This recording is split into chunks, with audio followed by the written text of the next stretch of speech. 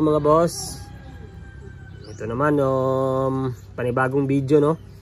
Dito naman tayo sa ating dual horn no.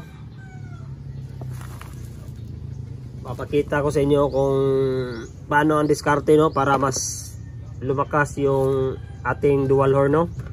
Kahit anong horn pwede po no.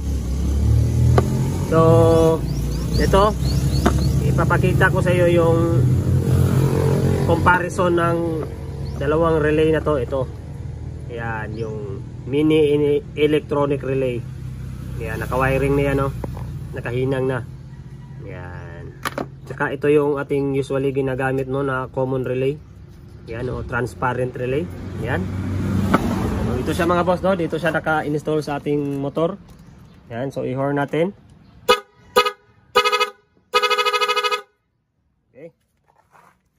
Yan yung ito yung relay ang gamit dyan na relay is ito siya no, pero same lang sila ng horn no. Itong PIA lang ang gamit. Yan. Tapos ito naman mga boss, dito natin siya i-try no. Yan dito sa horn na to. Oops. Yan. So i-tap natin siya bago magsimula no. Bago natin siya i-tap, ano ko na sa inyo yung kanyang wiring no. Yan, so ganyan siya.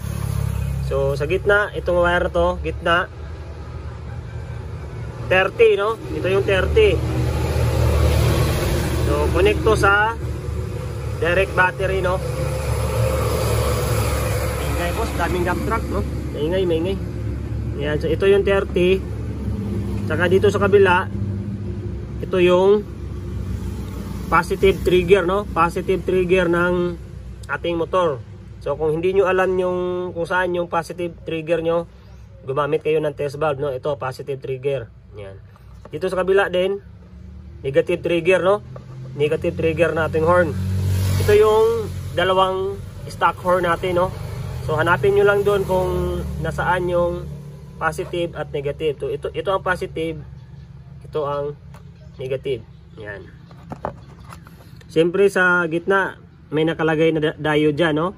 Yan no, diode. So kung saan yung sa diode nyo, kung saan yung may kulay puti na guhit, ayan no, yung may kulay puti na guhit, doon nyo ihinang ang positive. Dyan siya ihinang sa positive. Tapos yung kabila naman dito sa negative. Okay. Tapos ito sa itaas, ito yung ating trigger no, trigger ng ating relay. Kumbaga ito yung ating 87 napunta dito sa ating dual horn. Okay, so itatap lang natin mga boss ha. Pakita ko sa inyo. Okay, so ito na siya mga boss no. Yan, so ito yung 30 direct dito sa battery. Yan. Saka yung negative trigger, yan dito sa positive yan nakakonect. Yan, negative trigger. Tsaka 87. Yan yung trigger ng ating relay papunta sa horn. Tsaka ito yung ating positive trigger no, doon sa ating stock horn. Okay, try natin.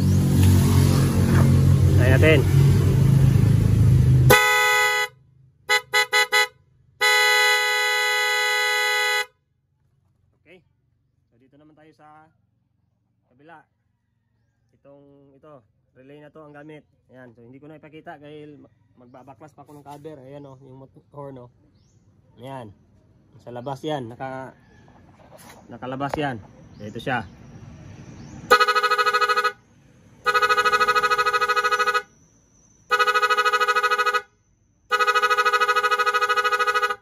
Okay, so ito naman sa kabila ano? Okay na, rinig niya.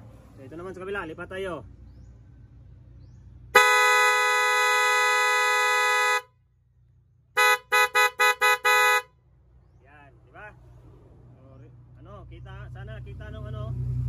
Kita nyo yung pinagkaiba ng dalawa no. Yan. So kung sasabihin nyo kasi may charger, nilagyan ko siya ng charger kasi ano na to tester lang to. Kasi 10 volts na lang kayang ikarga nito no.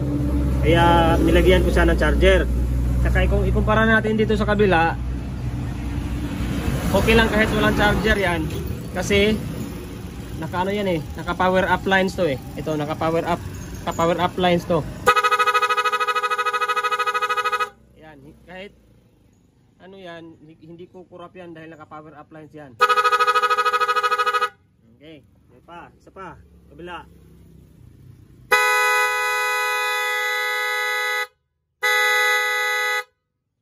Diba?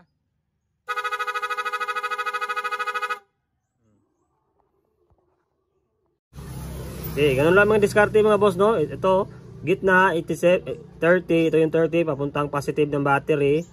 Dito sa kabila yung ito yung positive trigger ng ating stock horn.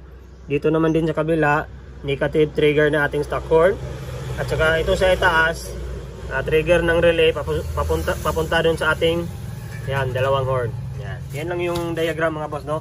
Yung sikretong malapit mga boss, no, kung paano palakasin ng ating horn. Diba?